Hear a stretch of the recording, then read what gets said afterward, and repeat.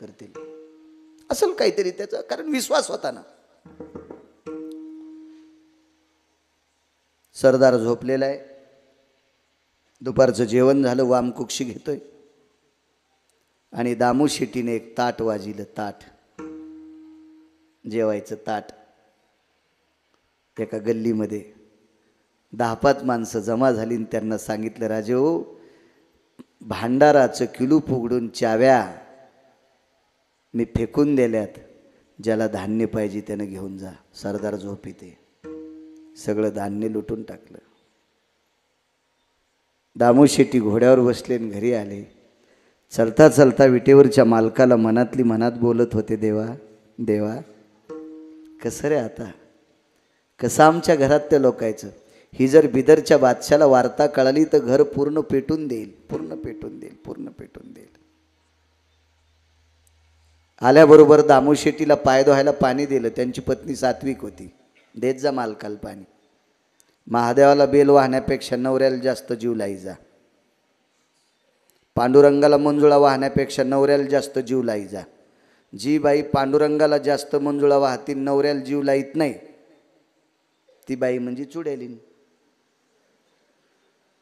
जी बाई नवऱ्याला जास्त जीव न लावता महादेवाला जास्त बेल वाहती, ती शंकीन, ती डंकीन, ती यक्षीन, ती किंकीन. नैवम गिरगावकर लिखितम.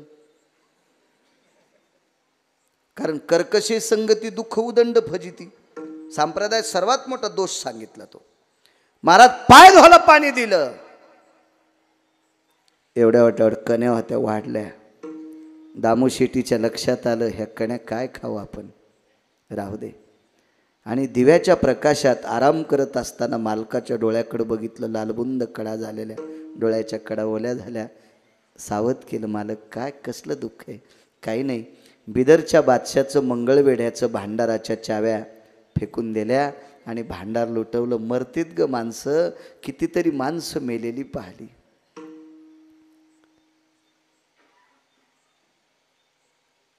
राजाई नावाच्या सुनबाई जवळ आल्या एकट्याच. मामा काय ग, बादशाला जरी ही वार्ता कळाली तर आपल्याला शासन काय. दामू शेट्टीनं सांगितलं, प्राणदंड. आपल्याला एकालाही वाचू देणार नाहीत. प्राणदंड, प्राणदंड, प्राणदंड. वा. सासूकडं पाहिलं, एका तिळा इतकं दुःख गोणाबाईच्या चेहऱ्यावर नाही. गोणाबाईनं राजाईला विचारलं, राजाई काय वाटेल ग तुला, तू केवढ्या मोठ्या श्रीमंत सरदाराची कन्या आहेस. राजाईनं सांगितलं, आत्याबाई, सासूला आत्याच म्हणलं पाहिजे. सासूला आई म्हणायचं, आता निघले नाटक. पहिल्या सुना सासूला आत्याच म्हणायच्या, पण दर्जा माई इतका देत होत्या. ह्या सासूला आदरानं आई म्हणतात आणि दर्जा भिकारणीचा देत्या. हे चोंभाळे नाटक जास्त सुरू झाले. हे चोंभाळे चोंभाळे. एका घरी आम्ही गेलो तर मग मला चहा केला. त्यावेळेला मी चहा पित होतो. मला चहा द्याला मी म्हणलं आजीला. ती बाई म्हणली, महाराज आमच्या आत्या एकदा सकाळी घेत्यात तर उद्या सकाळीच घेत्यात. तर मला दिलेला चहा पाहिल्या म्हातारीचे ओठ ओले झाले. ते माझ्या लक्षात आलं, हिला चहाची तलप आली. पण ही चुडेली देईन ना. तिनं कमिलेली संपत्ती तुपात बुडून खाली आणि तिलाच खाऊ देईन. हिचे पोरं हिचे झोपीत अंगुठे घेते झोपीत. ही वेळ येऊ द्यायची नाही माझ्या माईनं, नाही येऊ द्यायची. ज्यांनी आपल्यासाठी जीवाचं रान केले त्यांच्यासाठी जर आपण दुष्काळ दाखवित असू तर आपली लेकरं आपल्याला निव्वळ विस्तवात ठेवतील याची कल्पना करा.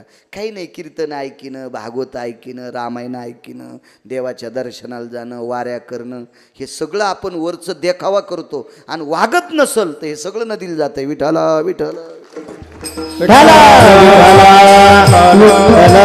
जिच्या बापानी 5.5 क्विंटल सोन्याचा पलंग पोरीला झोपण्यासाठी द्यावा, घेतला नाही पोरीनं तो भाग सोडून द्या.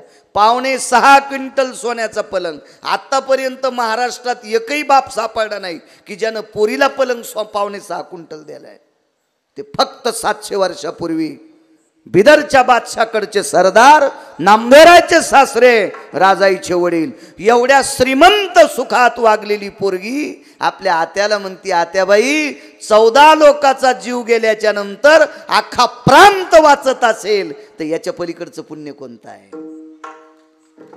पण आपल्या प्रांतातली माणसं मरू नये याच्याकरता स्वतःचा जीव गेला तरी हरकत नाही, ही दया दामू शेटीच्या अंतकरणात होती. म्हणून जगाचा बाप महाराज कोण झाला? अभंगात फक्त तितकं वाक्य म्हणता येत नाही, झाला रिकामी जागा पंढरीनाथ, झाला रिकामी जागा पंढरीनाथ, घाली जुहार दरबारात, नीट मोजूनी पावती करा, खळखळा ओतिल्या मोहरा, नीट मोजूनी पावती करा. जगाचा पाप विठू नाईक दामू शेटीसाठी होतंय. त्याचं एकमेव जर कारण असेल तर नुसतं भजन नाही, त्यांच्या पाठीमागं एवढी मोठी दया होती. हे परिसर वाचला पाहिजे, याच्यातलं एकही जाता कामा नये. आपण गेलो तरी हरकत नाही, पण हे जाता कामा नये. जीवावर उधार झाले, कुटुंबावर उधार झाले आणि परिसर वाचिला. देव का माया करणार नाही महाराज? हे सूत्र ज्याच्या अंतकरणात आहे त्याला दया म्हणतात. म्हणून मालक पहिल्या कडव्यात म्हणतात, सर्वाभूती दया, सर्वाभूती दया, सर्वाभूती दया, सर्वाभूती दया, सर्वाभूती दया, सर्वाभूती दया, सर्वाभूती दया, सर्वाभूती दया. साधू म्हणावे, म्हणावे, साधू म्हणावे ऐशिया,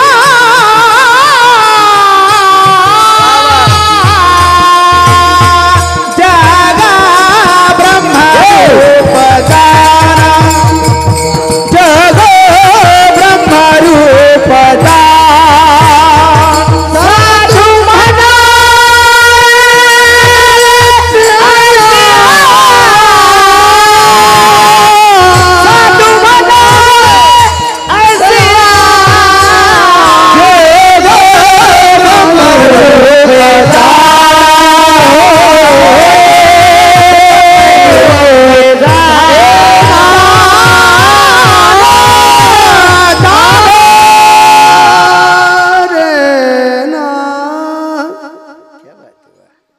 राजे लोक आहेत ते स्वरातले.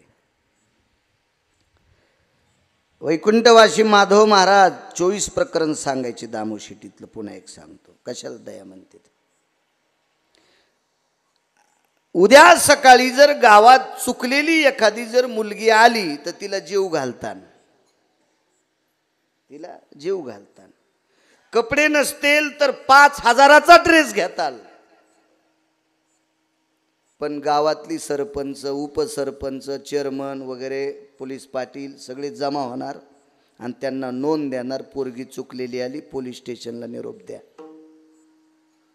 इमानदारीनं सांगा, असं होईल का नाही? आपण ही कोणाची पोरगी आहे, कोण्या जातीची आहे, कोण्या कुळातली आहे?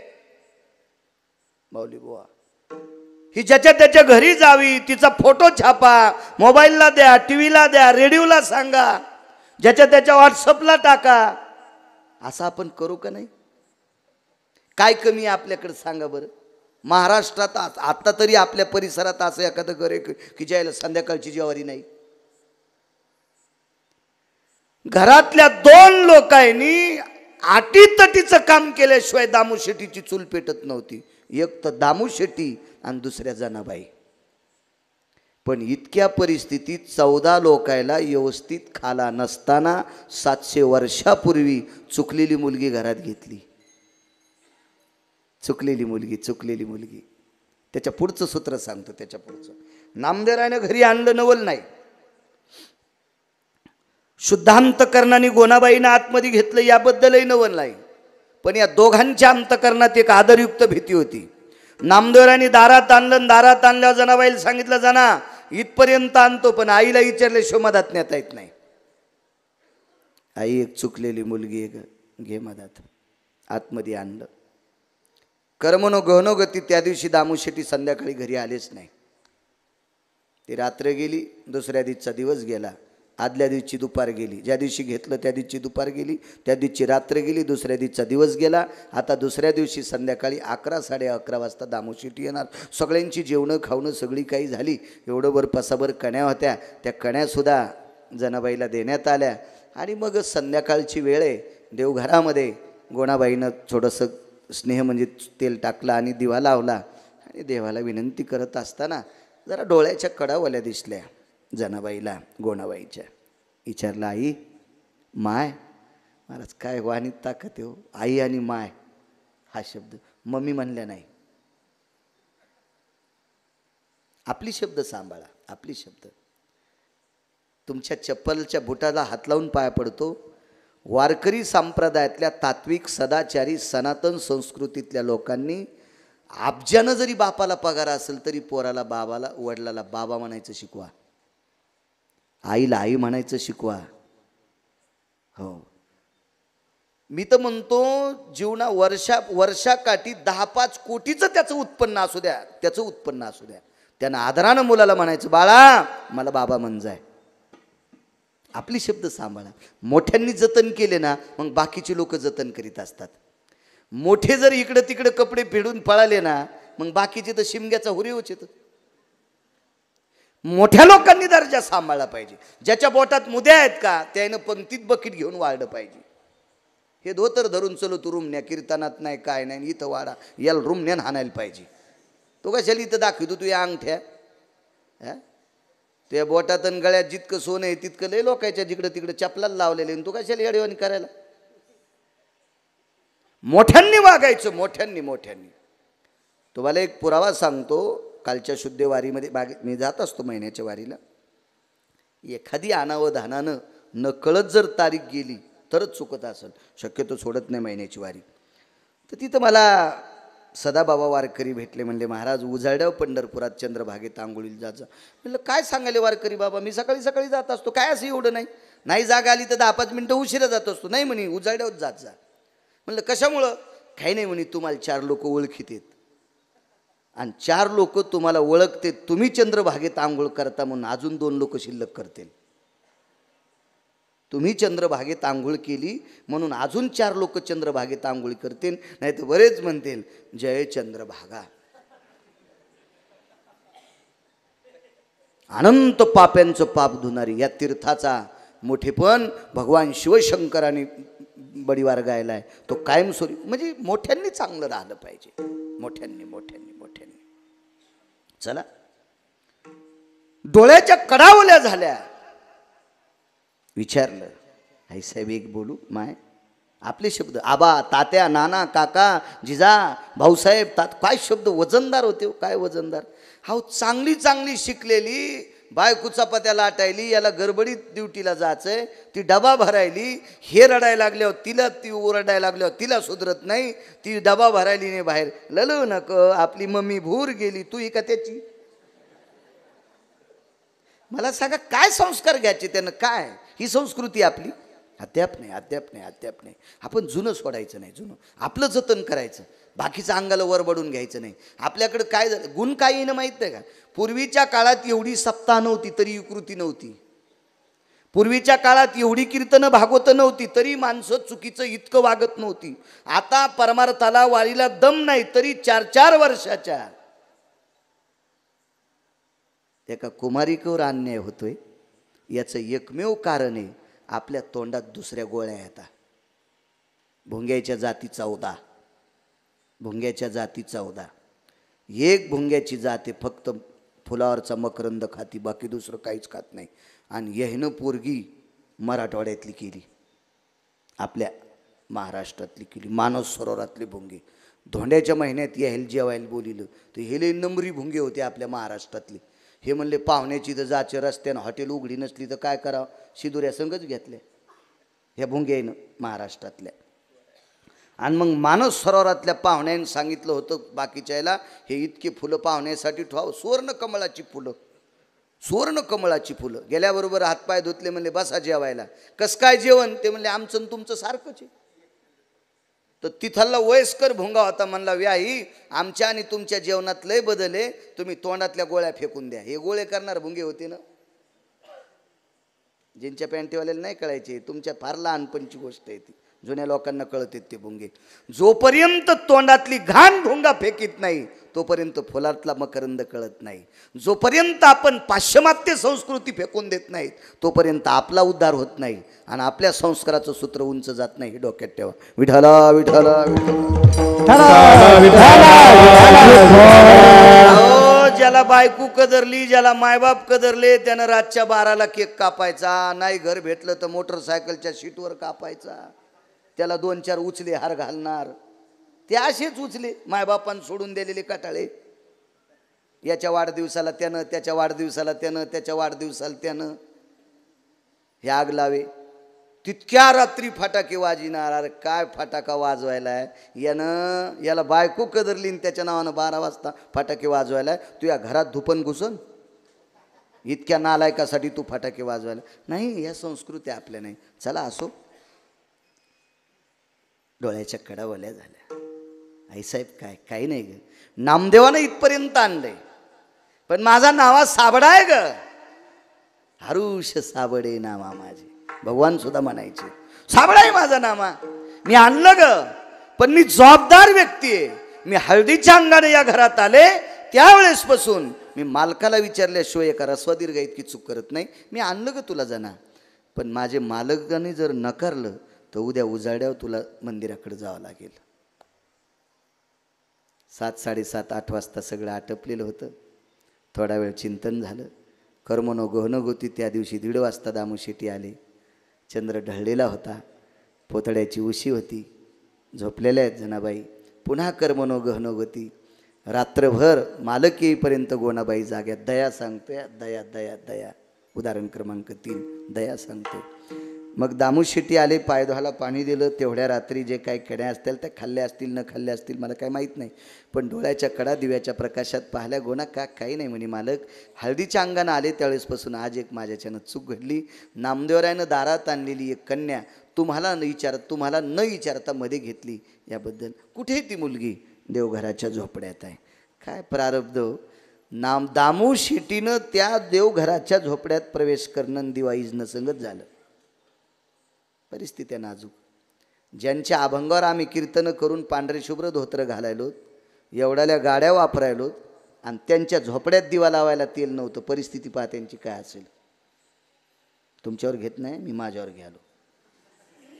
हो, ज्यांच्या अभंगावर आम्ही कीर्तन करून महाराष्ट्रभर तूप खालो. भारीचे कपडे, डाग दागिने, बंगले, गाड्या घोड्या, सगळा दिमाग आमचा. मोबाईल 1.5 हात. आता खिसा पुरण म्हणून थैल्या केल्या आम्ही मोबाईल ठेवाला. एवढं मोठं आमचं वैभव. अभंग कोणाचे? या संतांची. सुंबाचा करदोडा, रक्त्याची लंगोटी, नामा वाळवंटी कीर्तन करी.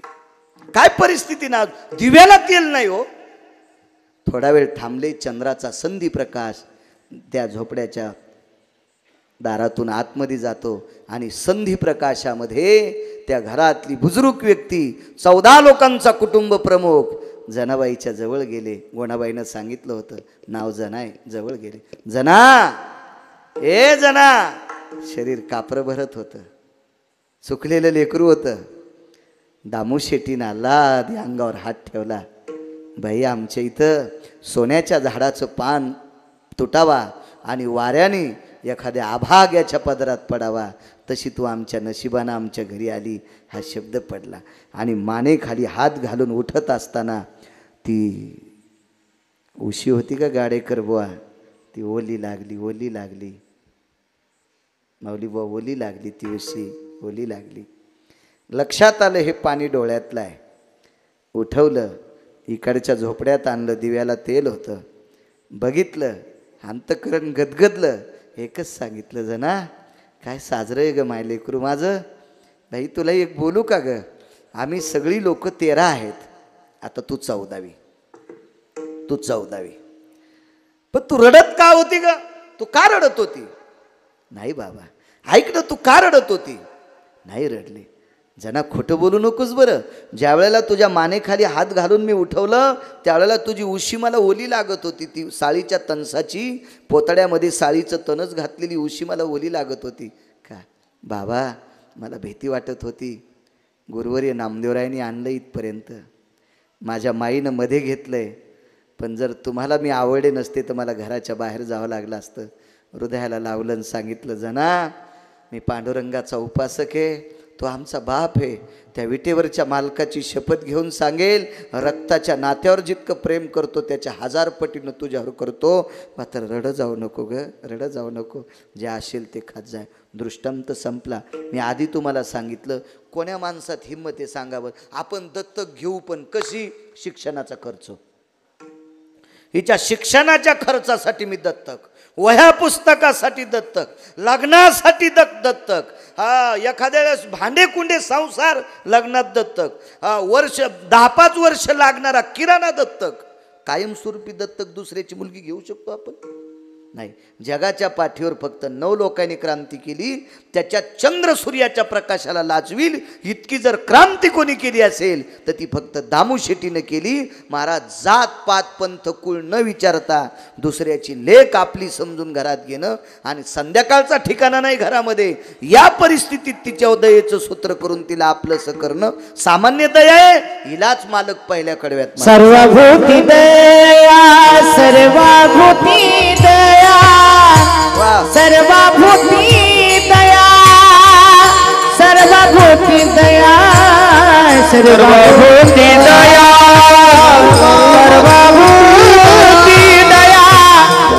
सर्वभूती दया, सर्वभूती दया, सर्वभूती दया, सर्वभूती दया, सर्वभूती दया, सर्वभूती दया, सर्वभूती दया, सर्वभूती दया, सर्वभूती दया, सर्वभूती दया. तुम्हाला ऐसी साधु बनावे, ऐसी साधु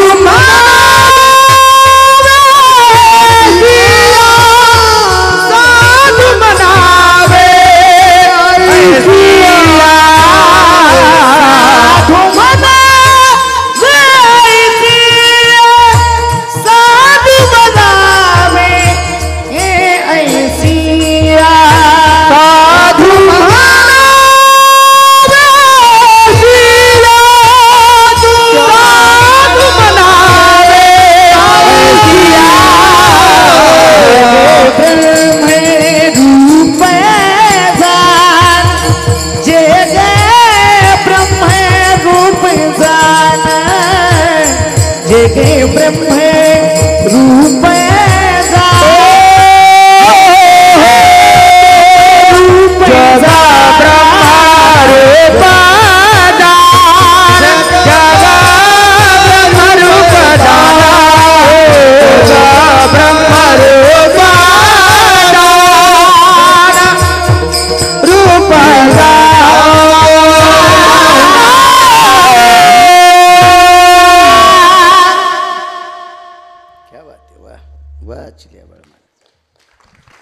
ही जी दया नामदेवरायांची दामू शेट्टीची सांगितली इतकी तुमच्या आणि माझ्या अंतकरणात येऊ शकत नाही. पण एखाद्याच्या घरचं पीठ उडालं तर मागायला आल्या उष्ण देत जा, इतकी तरी दया दाखी जा. एवढी तर आपण नाही करू शकत, पण तेवढी तरी दाखवायची. आपल्या शेतातली पेरणी झाल्यावर एखाद्याला बैलाची अडचण आली असेल तर त्याचं पेरेपर्यंत देत जा, इतकी तरी दया दाखी जा. एवढी तरी दया दाखव जा. 2 देवाच्या अंतकरणामध्ये एक भाग आला. एका व्यक्तीची कीर्ती वाढली होती. दया कशाला म्हणतात बघा. मी सरपंचाला बोली केली ती 10-20 मिनिटं कीर्तन आगाव करीन. तुम्ही मात्र घड्याळाकडे बघू नका, नका बघू. श्रावण महिना आहे, कशाला बघायचं, चलत राहतं, काय होतं त्याला. जाऊ दे, आपल्या 11पर्यंत आपलं आणि बाकीचं देवाचं. गेली तरी कुठं आपण तुकाराम महाराज येतं, विठाला विठाला विठाला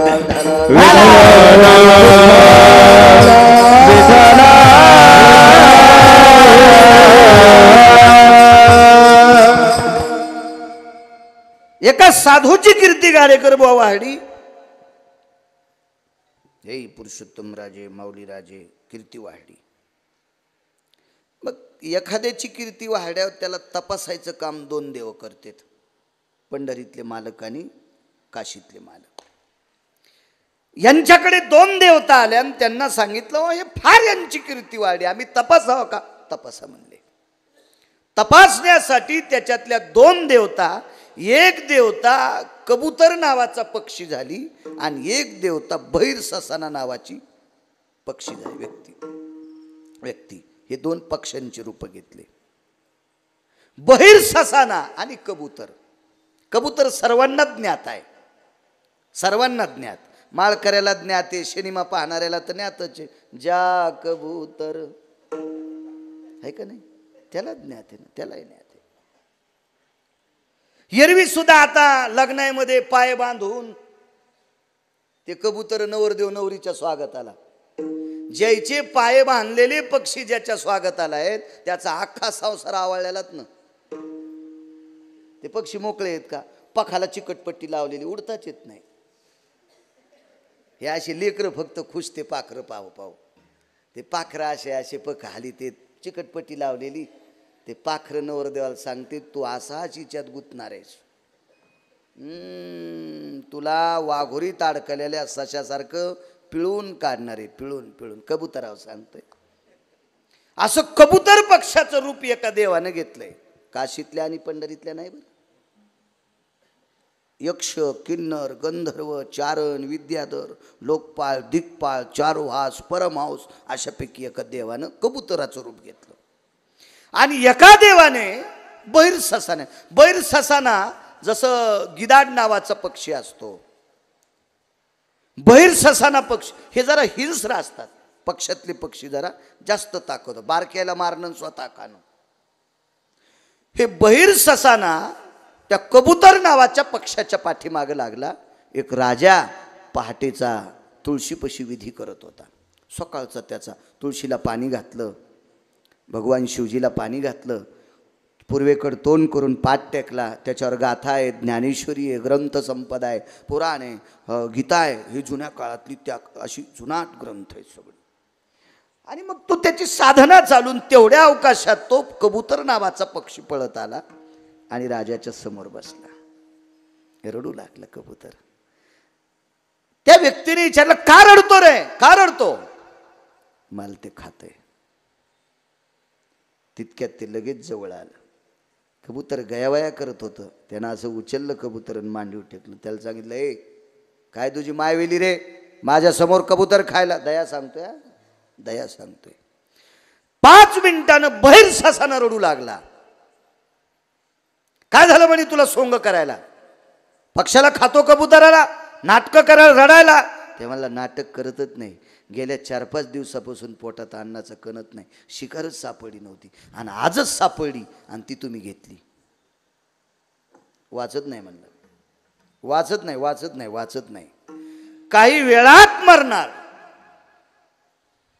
राजाने विचार केला, आपल्याला आश्रय मागितला आणि आपल्या देखता जर कबूतर ससाण्यानं जर खाल्लं तर दोष आपल्याला आहे. आणि ते बैर ससाना म्हणला माझं अन्न तुम्ही जवळ घेतल्यामुळं मी जर मेलो तरी दोष तुम्हाला. कबूतर बहिर ससाण्याला खाऊ दिलं तरी दोष. तुम्हाला एक सांगू का, भीष्माचार्याला 4 कामापैकी एका कामामुळे दोष लागला. कोणतं काम. भीष्माचार्याच्या देखता द्रौपदीचं वस्त्रहरण करत असताना कौरवायला सांगायला पाहिजे होतं वस्त्रहरण करू नका. मोठ्या माणसांनी अपराध थांबवायला पाहिजे. हा दोष. नियम असतो काही कायचा. बरी महाभारतातली बऱ्यापैकी प्रकरण आहेत. मोठ्यान देखता अपराध नाही होऊ द्यायचा. नाही झाला पाहिजे. मग आश्रय शरणांगता वज्र पंजरू. ज्यानं बायको चोरून नेली तो पाया पडायला आलाय. ज्यानं बायको चोरून नेली त्याचा भाऊ पाया पडायला आला. बायको चोरून नेणारा रावण आणि भाऊ कोण? बिभीषण. ज्या भावाने रावणानं पंढरीतल्या मालकाची, द्वारकाधीश श्रीकृष्ण परमात्म्याची, 7व्या अवतारातली प्रभू रामचंद्रांची एकच देव पत्नी चोरून नेली. त्या रावणाचा भाऊ पाया पडला तर लक्ष्मणाला शक्ती लागू दिली पण बिभीषणाला नाही. शरणांगता वज्र पंजरू. मग शरण आलाय त्यानं, अभय मागितलं, आपल्याला आश्रय मागितला. आणि आपण राजा असताना जरी एक बहिर ससाना सामान्य कबुतराला खात असेल तर आपलं औदार्य, आपलं शौर्य, आपला पुरुषार्थ नदीला वाहत गेला. काय हिम्मत आहे तुही माझ्या देखता खाची? ते म्हणला खातच नाही पण मरतो ना. गाथा वाचून काय फायदा आहे? ज्ञानेश्वरी वाचून काय फायदा आहे? ग्रंथ वाचून काय फायदा आहे? घसा बसूस तर अभंग म्हणून काय फायदा आहे? पूर्वजन्मी पाप केले आणि आता कुठं पुण्य आहे? तू आता तू पुण्य कुठे? घरी एक गाय नाही, बायकोला दुसऱ्याचं शेण चोरून देतो साडा टाकायला. आता पुण्य तरी कोणतं केलं तू? ईदभर हरभरे पेरले नाही आणि येताना एवढं गावाला भर उपटून आणतो हरभर. 5-25 ऊस पोरायला मोडून आणतो, त्याला न विचारता. कोणतं पुण्य आता तू? काय अर्थ याला? राजा राजा होता. काय नाव होतं त्या राजाचं? वा, नुसतं शिबी नाही भाऊ, न्यायी शिबी राजा. शिबीला ओरिजिनल पदवी भेटली सज्जनो, ओरिजिनल. आपल्याला डुप्लिकेट पदवी लोकायला आता. टेबला खालून सुटकेस दिली की कोणाला एक जणाला आदर्श रिकामी जागा पुरस्कार भेटला आणि 19व्या दिवशी दारून लिव्हर फुटून मेला. आणि त्याला आदर्श रिकामी जागा, त्या रिकामी जागेत काय होतं ते सांगत नाही. आदर्श रिकामी जागा पुरस्कार राज्यपालाच्या हस्ते भेटला. राज्यपालाच्या हस्ते आदर्श रिकामी जागा पुरस्कार. आणि 19व्या दिवशी दारूनं त्याचं लिव्हर फुटतंय. याचा पाठपुरावा करणाऱ्याला कोण्या नरकात टाकावं यामाला तरी कळेल का? अशी पदवी का? न्यायी शिबी राजा, ज्याचा न्याय किती गोड होता लक्षात घ्या. कशाला म्हणते दया? बहिर ससाना नावाच्या पक्षाला सांगितलं याच्या वजनात जितकं मांस बसत, याला तू काय काय खाणार? मज्जा, तंतू, मांस, आस्ती नाही वाती भक्षतम. बहिर ससाना काय म्हणला? मी आस्ती खाणार नाही. पिच्छ पंख खातो का तो? नाही. खाणार काय? मज्जा, तंतू आणि मांस. ह्या 3 वस्तू ह्या पक्षाच्या खाणार. मग न्यायी शिबिराजानं सांगितलं याच्या शरीरातली मज्जा, तंतू आणि मांस जर 3 हाडं आणि पंख, पाये, नख, चोंच वगळून जर काढलं त्याचं वजन किती भरण? ते म्हणले जे भरण ते भरण, पण मी वाचतो ना. जे भरण ते भरण, पण मी वाचतो ना. शिबीनं सांगितलं आप्पा याच्या नखासह, याच्या आस्तीसह म्हणजे हाडासह, याच्या पंखासह, याच्या चोचीसह, हे तू खाणार नाही ना, याच्यासह मांस, मज्जा आणि तंतू याच्या वजनात माझ्या अंगाचं मांस देतो. आणा तराजू. दया सांगतो दया. कबूतर नावाचा पक्षी तराजूत बसला आणि तराजूत बसल्याबरोबर राजानं प्रधानाला, प्रधानजी, जी सरकार, शस्त्र आणा. शस्त्र आणल्याबरोबर राजाने मांडीचं मांस कापायला सुरुवात केली. तो बहिर ससानं बोंबालला, राजे, काय झालं? मांस माझं द्यालो, तुला काय झालं बोंबलायला? नाही म्हणला, तुम्ही कोण्या अंगाची मांडी कापायली, कोणीकडची मांडी कापायली?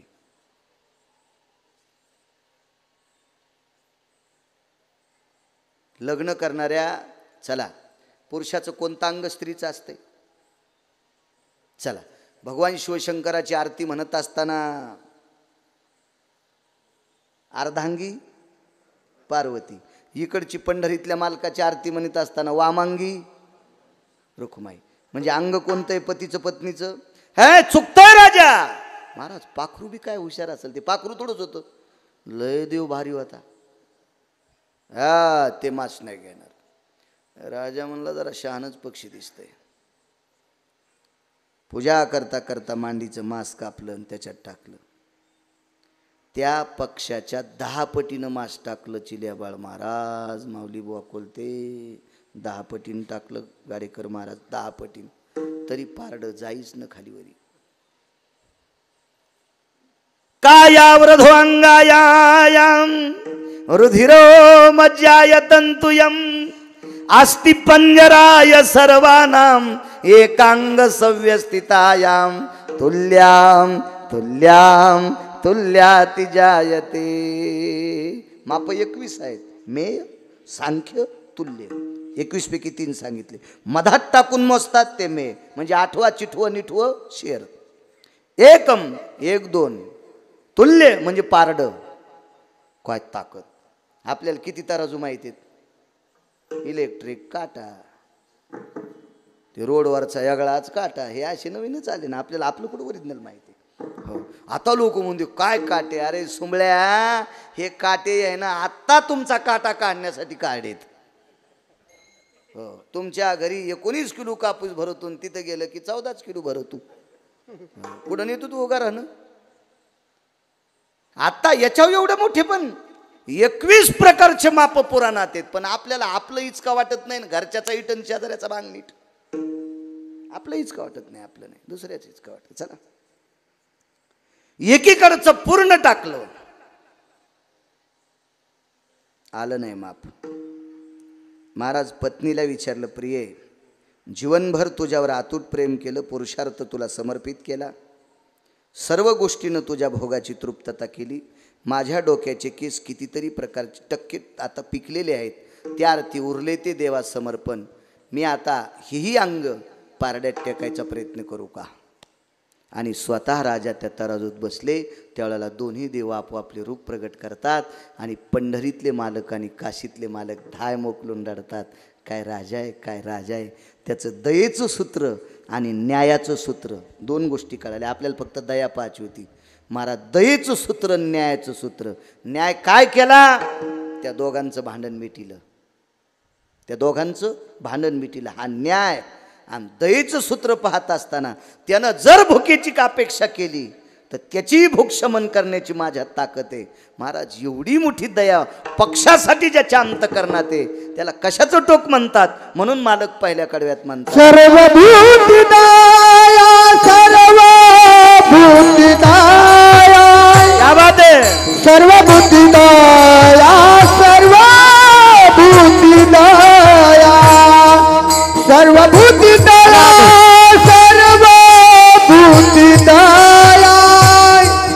सर्वभूती दया, सर्वभूती दया, सर्वभूती दया, सर्वभूती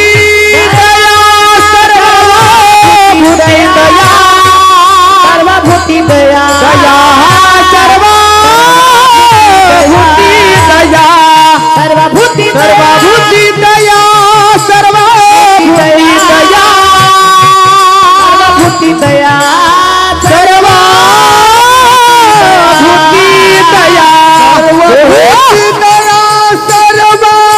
सर्वभूती दया, सर्वभूती दया, सर्वभूती दया, सर्वभूती दया, सर्वभूती दया, सर्वभूती दया, सर्वभूती दया, सर्वभूती दया,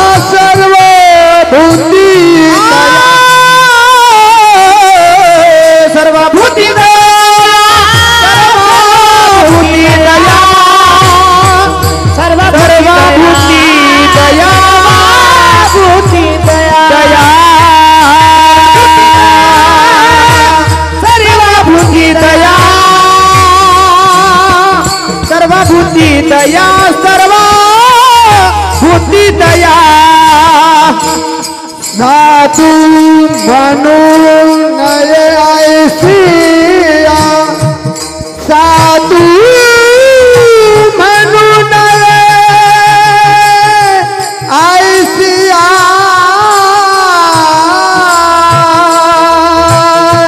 हे री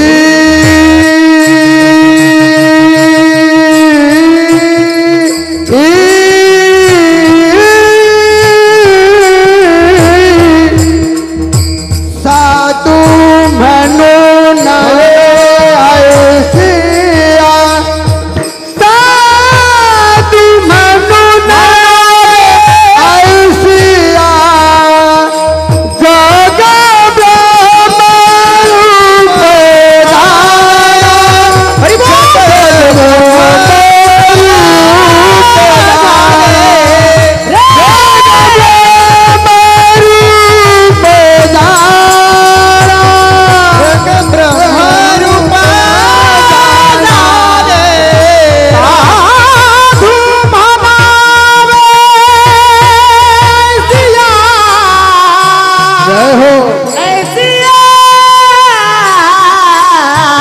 ऐसिया ऐसिया साधू मनावे हे साधू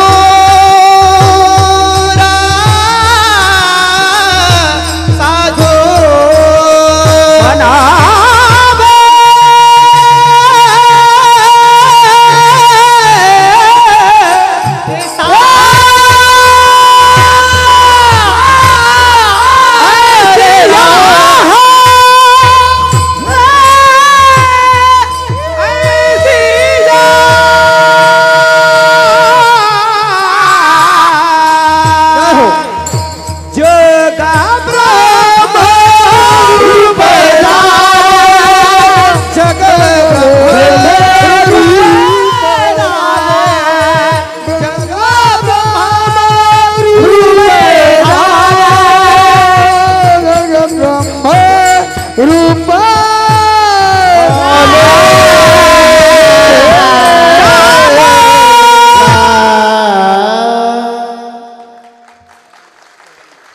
टिकल्यावालीनं केलेला साखर आंबा आणि जुनाट बाईनं घातलेलं लोणचं 3 वर्षाच्या नंतरही पाण्यात बुडून खाल्लं तरी गोडत लागत. कशी जागा काढली. किती गोड किती गोड. वा वा वा कोणते महाराज. दया कशाला म्हणायचं. महाराज तुकोबरायची परीक्षा पाहण्यासाठी पंढरीतल्या मालकीनीने यावा. काय दयेचं सूत्र असेल या लोकांकडे. 5-5 हजार कोटीच्या प्रॉपर्ट्या असल्या तरी गाडेकर बुवा श्राद्ध किती बारे. किती वर्ष. पोरग तासात असलं तर 4-5 वर्ष. आणि ते आढाव झाल्यावर पहिलं नाही.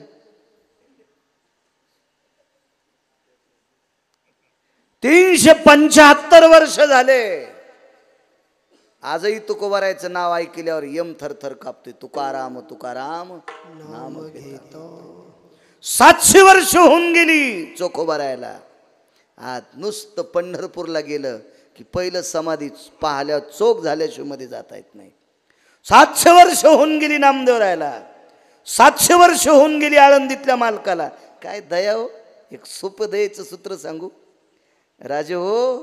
ज्ञानोबारायने जर दया नसती केली ना तर तुम्हाला भजन तुम्हाला पक्वादन मला कीर्तन करता नसतं आलं. दामू शेट्टीनं धान्याच्या भांडाराच्या चाव्यान कुलूप फेकून दिलं आणि नामदेवरायने विद्येच्या भांडाराचं कुलूपन किल्ल्या फेकून दिल्या आणि जे ज्याला पाहिजे ते घेऊन जा म्हणजे. दया आहे महाराज आपल्यावर. याने जर ही कृपा नसती केली तर आपल्यात आणि ऊसातल्या डोकरात फरक राहिला नसता. आमच्यावर दया केली. दया आहे तुमच्या आमच्यावर.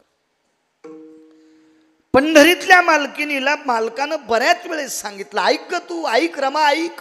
हे रमा ऐक. नाही म्हणे मी जाते. वेगात सांगतो. वेळ संपला असन गाडेकर बो नाही का. नाही आपले ठरलेले 20 मिनिटं राहिले. यायचा ठरला.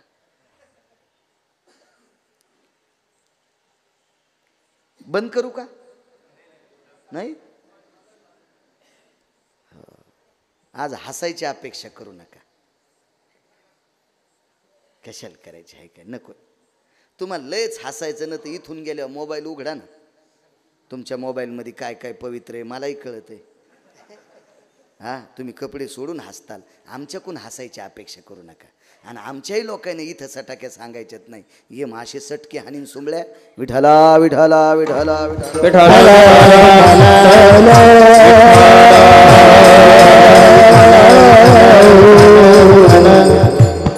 महाराज मालकानं सांगितलंय जगाच्या जाऊ नकोस. आईसाहेब म्हणलं पाहते परीक्षा. काय दया आहे तुकोबारायकडे. काय दया आहे काय दया आहे. तुकोबाराय सकाळी स्नानाला निघाले.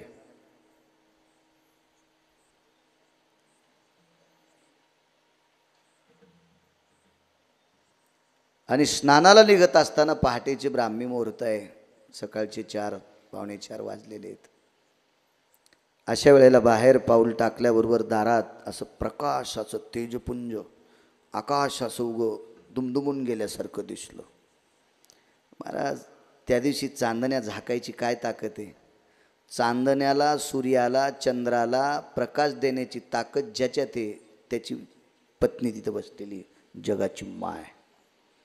आणि त्या प्रकाशात ती म्हातारी बघितली, अत्यंत जीर्ण असं जर्जर शरीर, अशा गालाच्या सुरुकल्या पडलेल्या,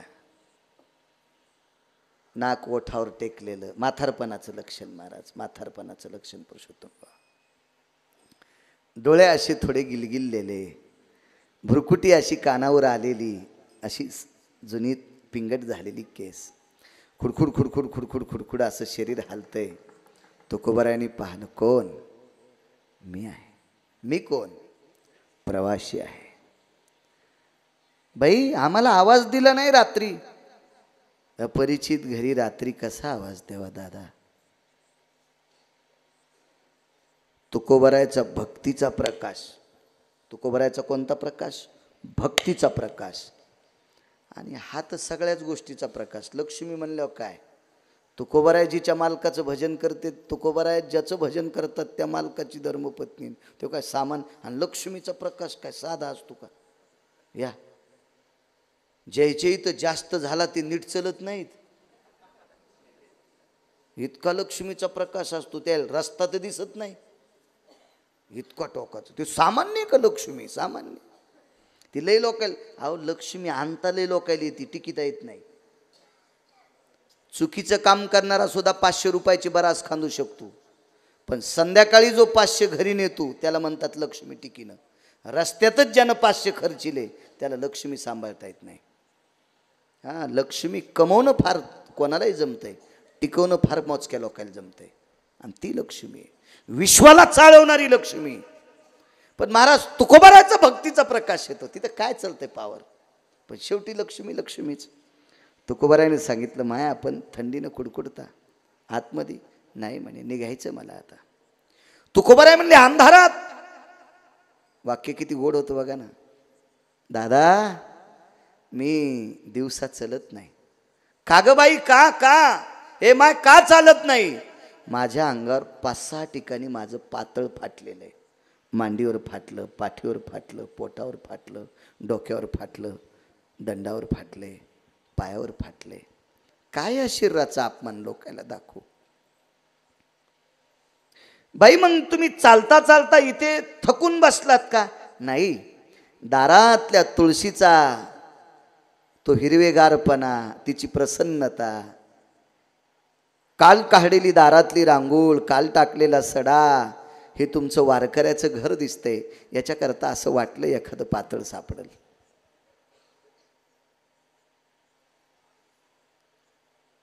बर, तुकोबाराने विचार केला, अडचणीत हात घातला बाईनं.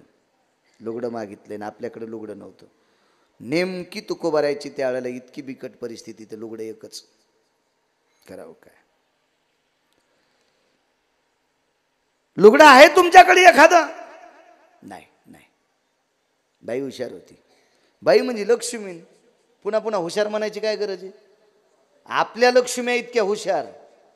दोघा भावाच्या वाटण्या होताना संध्याकाळी कानात सांगत्याल, बर्डाची वाटणी घ्यायची नाही, मागचं घर घ्यायचं नाही, रस्त्यावरलं घ्यायचं. इतक्या हुशार आपल्या. हो, आता ती देवाची म्हणल्यावर किती हुशार असेल. तुमचं लग्न झालेलं आहे? होय होय. बर, तुमच्या गळ्यातली माळ तुळशीचीच आहे का? तुकोबारायला विचारलाय प्रश्न.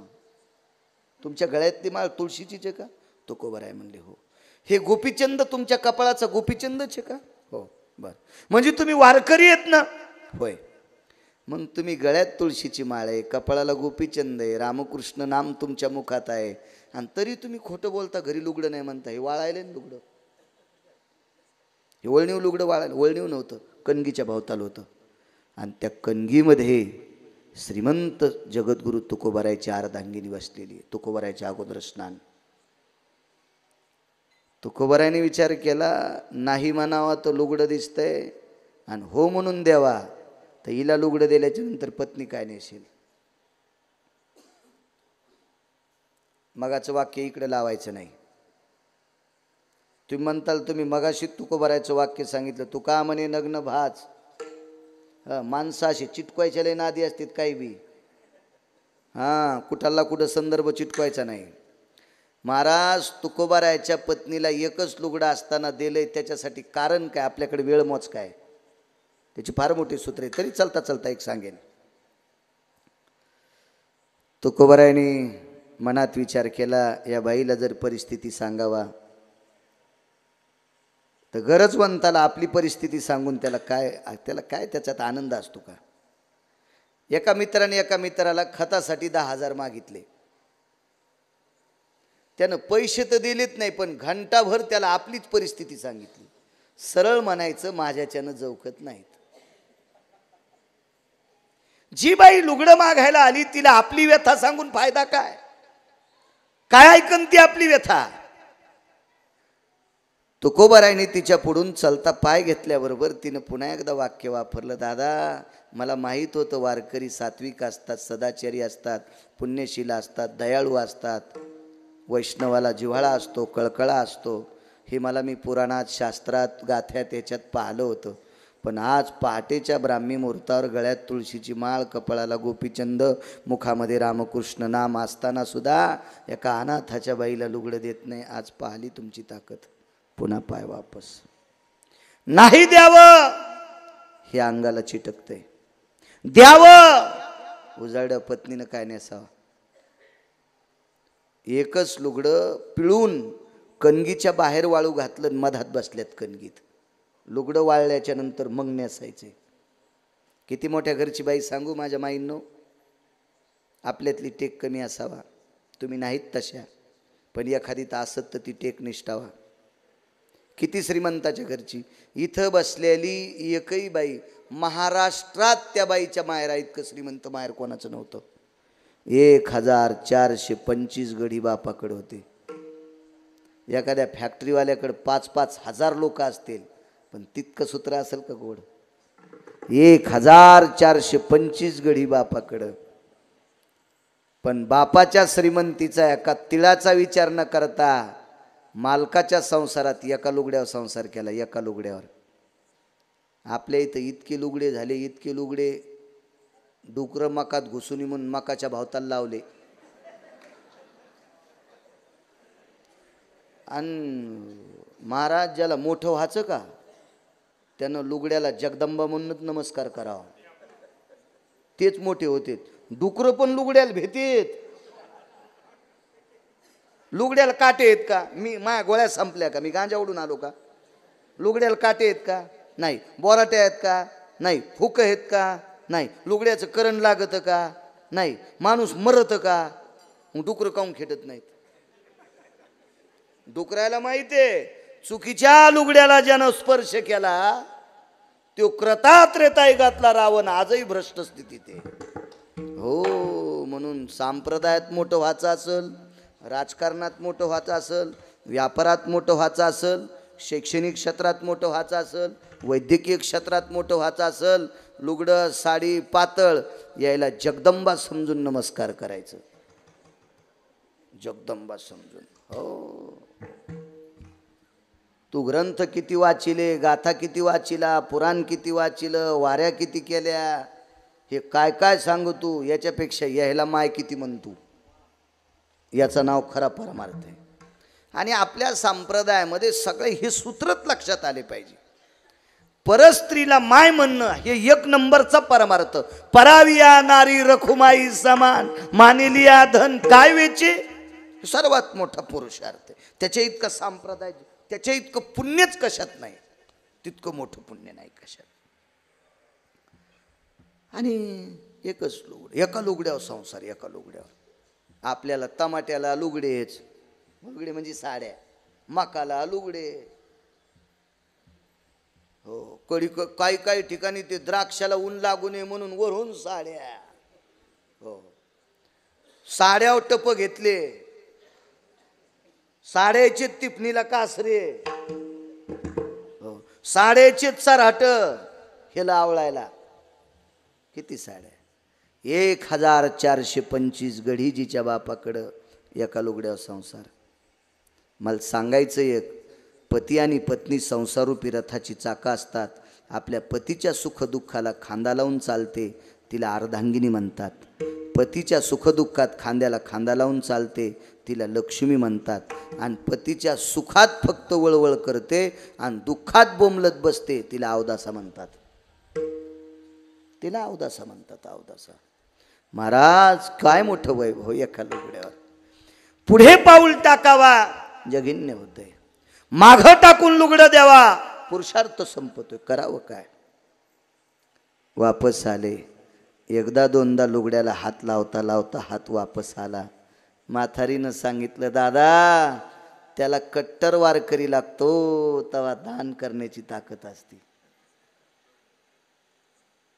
तुकोबराय म्हणले, जिला पांघरायसाठी लुगडं नीट नाही ती मला शिकवायली बाबा, ती मला शिकवायली. पण तुकोबराय होते. तुकोबरायने विचार केला, मी आत्तापर्यंत पहाटे पहाटे बऱ्याच वेळेला स्नानाला गेलो. बऱ्याच वेळे म्हणजे उजाड्यावर जातच नव्हते, ते उजळायच्या आधीच जात होते. तर दारात एवढा प्रकाश मला कधीच दिसत नव्हता. अंगावर फाटके कपडे असताना, शरीराच्या इतक्या सुरकुल्या झालेल्या असताना, जिच्या अंगाचा प्रकाशाचं वलय तयार होतंय त्या अर्थी सामान्य नाही. मग आपल्या पत्नीचं एक लुगडं हिला दिल्यावर आपली पत्नी उघडी राहणार नाही, निश्चित पितांबरात राहील. ही विवेकाची दृष्टी आहे पुढची. पण दातृत्व बी लागन ना आपा भाऊ, दातृत्वही लागन ना महाराज, दातृत्वही त्या प्रतीचं लागन ना.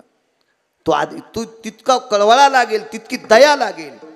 आणि चौथ्यांदा त्या लुगड्याला स्पर्श केला, स्पुरुषार्थ अस्तित्व.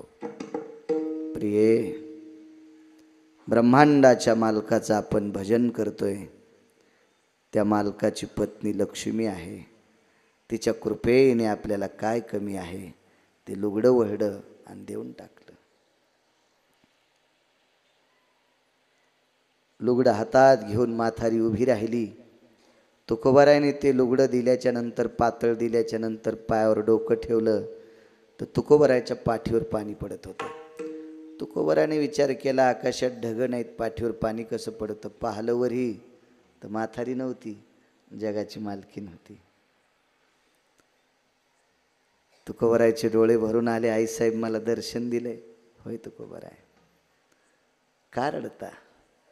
महाराज एवढी दया तुकोबारायच्या अंतकरणात, सर्वाभूती दया. ज्यांचा अभंग घेतला त्यांच्याकडे दया किती सांगू, किती दया. कावड घेऊन चालले, कावड कावड कावड. आता श्रावणातले कावडी असतात, गळ्यात माळ नाही, कावड घेऊन चालला. अरे सुंब्या कुठला, तू ही कावड घ्यायला काय भगवान शिवशंकर